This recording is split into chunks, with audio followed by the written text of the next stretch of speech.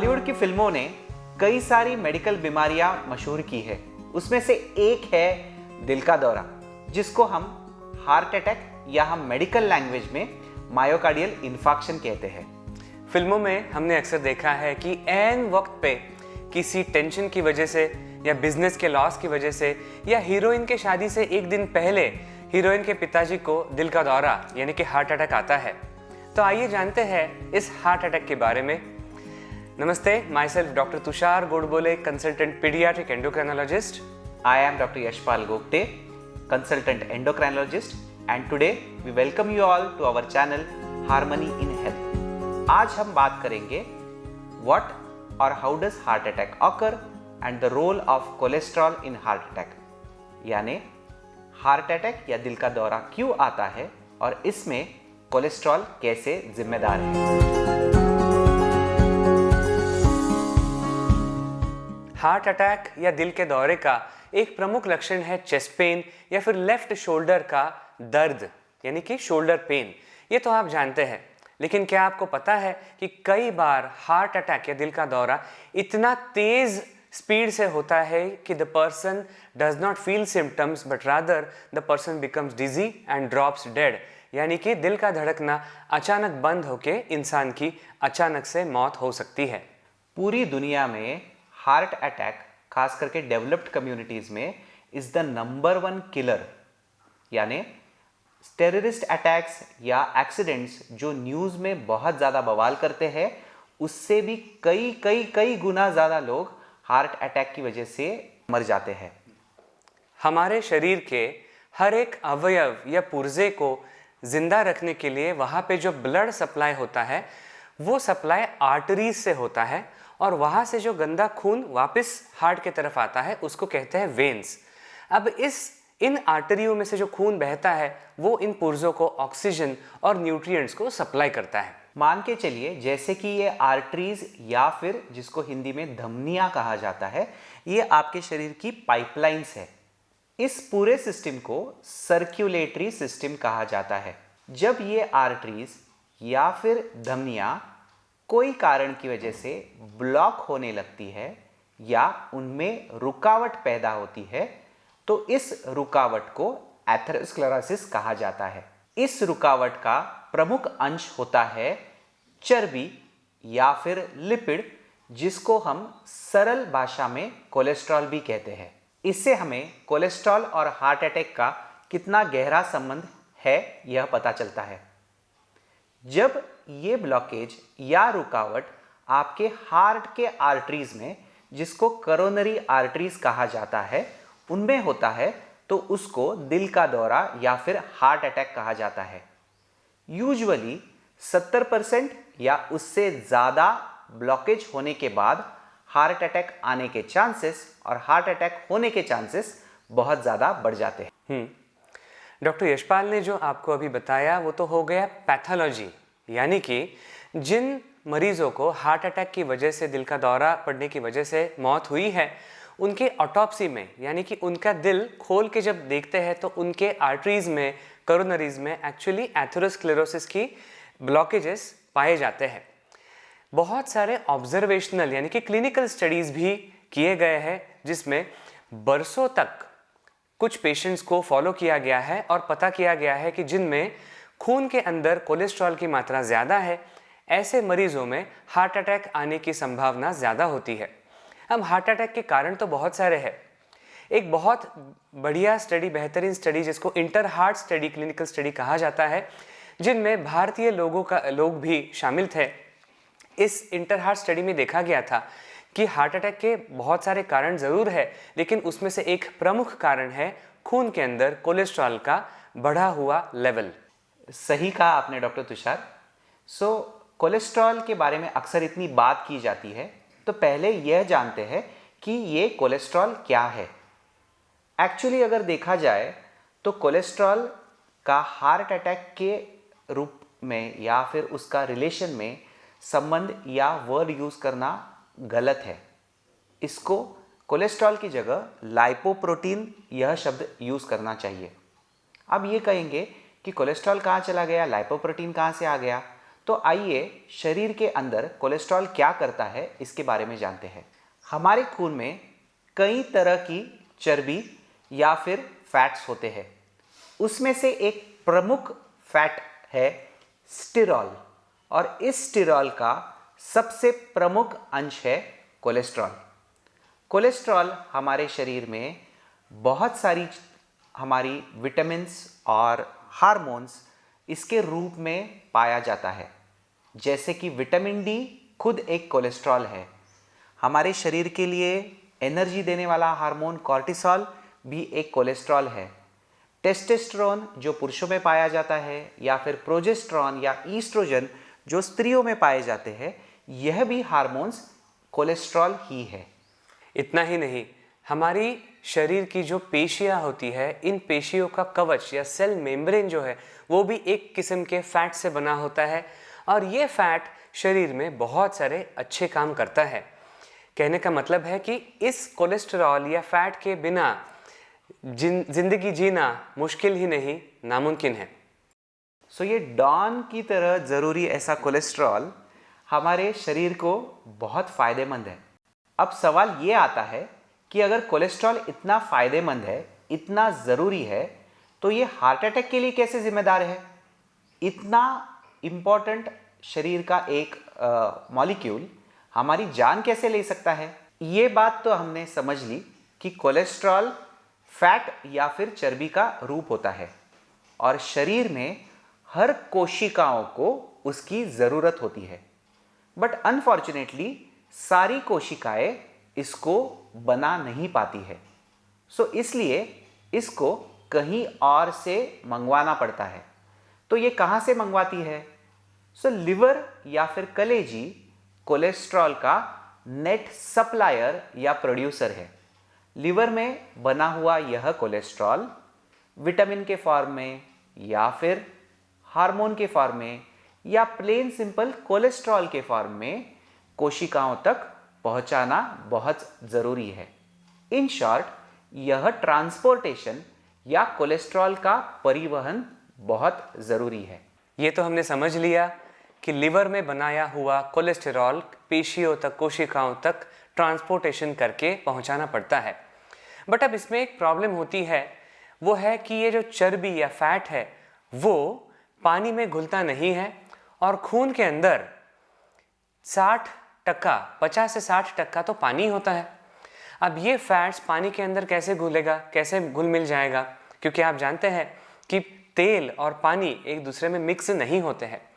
अब ये water soluble जो मॉलिक्यूल्स हैं, जैसे ग्लूकोज हो गया, इलेक्ट्रोलाइट्स हो गया, ये छोटे और पानी में घुलने वाले मॉलिक्यूल्स खून में बह के पुर्जों तक पहुंचते हैं।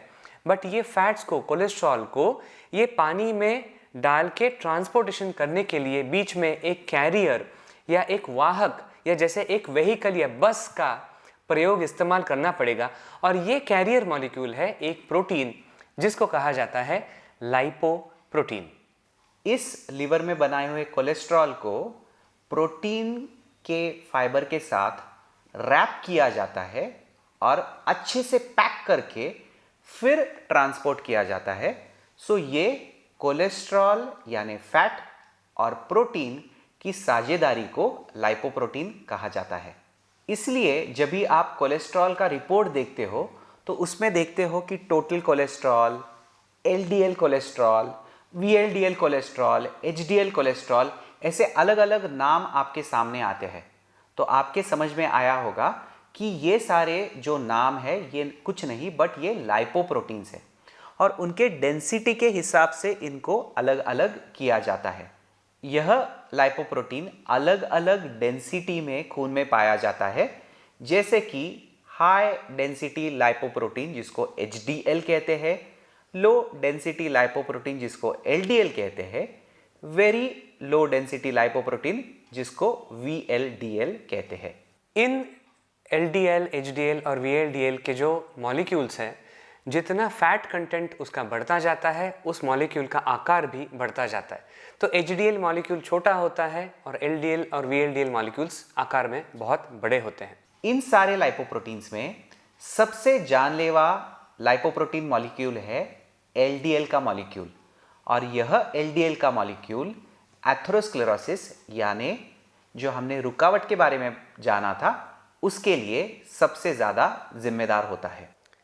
जैसे लोहे से कभी जान नहीं जा सकती है, बट उसी लोहे से जब तलवार बनती है और युद्ध में वही तलवार जानलेवा ठहरती है, वैसे ही कोलेस्ट्रॉल शरीर के लिए एक ज़रूरी तत्व है। यह खुद एक इनर्ट मॉलिक्यूल है, बट जब यह प्रोटीन के साथ साझा होता है और उससे एलडीएल कोलेस्ट्रॉल बनता है और यह एलडीएल कोलेस्ट्रॉल ऑक्सीडाइज होता है, तो उससे एथेरोस्क्लेरोसिस होता है। इनडायरेक्टली कोलेस्ट्रॉल खुद जानलेवा नहीं है, बट कोलेस्ट्रॉल का एक रूपांतरित फॉर्म जो कि ऑक्सीडाइज्ड एलडीएल कोलेस्ट्रॉल होता है वो जानलेवा है। एथेरोस्क्लेरोसिस यानी कि आर्टरीज के अंदर जो ब्लॉकेजेस होती है वो करने वाला सबसे इंपॉर्टेंट घटक है लो डेंसिटी लाइपोप्रोटीन या एलडीएल। अब इस एलडीएल का जो बस है वो खून के अंदर से यानी कि एक रास्ते के ऊपर चलने वाली बस का उदाहरण हम ले सकते हैं। तो अगर रास्ते पे बहुत सारी बसें या व्हीकल्स है तो भी ट्रैफिक जाम हो सकता है या रुकावट हो सकती है, या फिर रास्ते के कंडीशंस अगर ठीक नहीं है, बहुत सारे पॉटहोल्स है और बसें ज़्यादा है तो भी ये रुकावट हो सकती है। एक उदाहरण मैं आपको शेयर करना चाहूँगा। मेरे 2 पेशेंट्स जिनके करीबी रिश्तेदारों को सडन यंग ऑनसेट यानी कि कम उम्र में हार्ट अटैक आया था, ऐसे 2 बच्चों का हमने लिपिड प्रोफाइल चेक किया। आपकी स्क्रीन पे आप देख सकते हैं इनकी उम्र है 9 साल और 12 साल और इनके कोलेस्ट्रॉल वैल्यूज़ और ख़ास करके लो डेंसिटी लाइपोप्रोटीन यानी कि एलडीएल वैल्यूज़ देखिए जो कि बहुत बहुत ज़्यादा बढ़े हुए हैं। ये उदाहरण है फैमिलियल हाइपर कोलेस्टेरोलेमिया, जिसमें आनुवांशिकता की वजह से एलडीएल की मात्रा बहुत बढ़ती है और बहुत ज़्यादा एलडीएल होने के कारण इन बच्चों में या यंग एडल्ट्स में ये ब्लॉकेजेस होने का खतरा बहुत ज़्यादा मात्रा में बढ़ जाता है। अभी हमने सुना डॉक्टर तुषार से कि एथेरोस्क्लेरोसिस या ब्लॉकेज ये ट्रैफिक जैम की जैसे है और यह ट्रैफिक जैम के 2 कारण हो सकते हैं। एक तो आइदर ये बसेस बढ़ जाती है या दूसरा रास्ता ही खराब हो जाता है। इस रास्ता खराब होने की प्रक्रिया को हमारी मेडिकल लैंग्वेज में हम एंडोथीलियल डिस्फंक्शन कहते हैं। आमतौर पे बच्चों में और यंग लोगों में हाई कोलेस्ट्रॉल या बसेस बढ़ना ये ज़्यादा कॉमन कारण है, बट बड़ों में यानी 30-35 की उम्र के बाद यूजुअली ये मल्टीफैक्टोरियल होता है, यानी बसेस तो बढ़ती ही है साथ में रास्ता भी खराब होता है। रास्ता खराब होने के या एंडोथीलियल डिस्फंक्शन होने के क्या कारण हो सकते हैं? क्योंकि सारी आर्टरियाज ये बहुत हाई प्रेशर यूनिट है, यानी इनमें प्रेशर बहुत ज़्यादा होता है। जब हमारा ब्लड प्रेशर एक लेवल के ऊपर बढ़ जाता है तो बहुत बार ये जो रोड की लाइनिंग होती है या आर्टरीज की लाइनिंग होती है इसमें बहुत बार गड्ढे पड़ जाते हैं। साथ में स्मोकिंग की वजह से कई सारी बीमारियां जैसे कोविड की बीमारी उसकी वजह से या फिर दूसरे कई कारण जैसे कि डायबिटीज़, इंसुलिन रेजिस्टेंस या कुछ पर्टिकुलर कारण जिनमें कुछ जेनेटिक बीमारियां होती है जिसकी वजह से यह आर्टरीज की लाइनिंग खराब हो जाती है। जब ये आर्टरीज की लाइनिंग खराब हो जाती है तब ये एलडीएल वहाँ पे जम जाता है। ये जमा हुआ एलडीएल या लाइपोप्रोटीन सिर्फ एलडीएल फॉर्म में नहीं रहता है, तो ये जम के ऑक्सीडाइज होता है। ये ऑक्सीडाइज्ड एलडीएल जब आपके आर्टरीज में जम जाता है या रुकावट पैदा करता है तो ये ज़्यादा खतरनाक होता है और इसको हम एथेरोस्क्लेरोसिस कह सकते हैं। एथेरोस्क्लेरोसिस या ब्लड के अंदर की जो ब्लॉकेजेस है इसको एक मल्टीफैक्टोरियल बीमारी कह सकते हैं, जिसमें कुछ हद तक के एलडीएल जिम्मेदार है और साथ में एपिथेलियल डिस्फंक्शन जिसके पीछे खराब लाइफस्टाइल, मोटापा, ब्लड प्रेशर, डायबिटीज़ या बढ़े हुए शुगर, स्मोकिंग या फिर और कोई इन्फेक्शंस भी जिम्मेदार हो सकते हैं। एथेरोस्क्लेरोसिस एक दिन में तो तैयार नहीं होता है, इसको होने के लिए बरसों लग जाते हैं। आप इस स्लाइड में देख सकते हैं कि किस तरह जैसे उम्र बढ़ती है वैसे ये एथेरोस्क्लेरोसिस भी बढ़ता जाता है। पहले इमेज में आप देख सकते हैं कि माँ के पेट में जब बच्चा बढ़ रहा है, इस बच्चे के अंदर की जो आर्टरीज है वो बिल्कुल क्लियर है, क्रिस्टल क्लियर है, जिसके अंदर कोई भी एथेरोस्क्लेरोसिस नहीं है। लेकिन जैसे ये बच्चा पैदा होता है और उसकी उम्र बढ़ती जाती है, वैसे बचपन में पूरी तरह से ये क्लियर धमनी में धीरे धीरे एक छोटी फैटी स्ट्रीक या फिर चर्बी की एक रुकावट की शुरुआत हो जाती है। जवानी या मिडिल एज यानी लगभग 25 से 55 की उम्र के बीच में इसी छोटी सी रुकावट का रूपांतर बड़े से एथेरोस्क्लेरोटिक प्लाक में हो जाता है। बुढ़ापे में यह प्लाक बम की तरह फट के पूरी धमनी को ब्लॉक कर देता है। इसी को हम हार्ट अटैक या दिल का दौरा या फिर मायोकार्डियल इन्फार्क्शन कहते हैं। इन शॉर्ट, एथेरोस्क्लेरोसिस एक एजिंग प्रोसेस यानी कि बढ़ते उम्र के साथ होने वाली प्रक्रिया है। कुछ पेशेंट्स में, कुछ मरीजों में आनुवंशिकता की वजह से या खराब जीवन शैली या लाइफस्टाइल की वजह से या कुछ बीमारियों की वजह से भी ये प्रक्रिया जल्दी उम्र में हो सकती है। भगवद गीता में यह कहा गया है कि हर एक जो जन्म लेता है उसका मृत्यु अटल है और इस मृत्यु की शुरुआत जन्म से होती है। सो इसी तरह ये एथेरोस्क्लेरोसिस की शुरुआत बिल्कुल जन्म के बाद पहले दिन से शुरू हो जाती है और ये खत्म होती है मृत्यु के साथ। एथेरोस्क्लेरोसिस वक्त के साथ बढ़ने वाली बीमारी है और ये सबको होती है।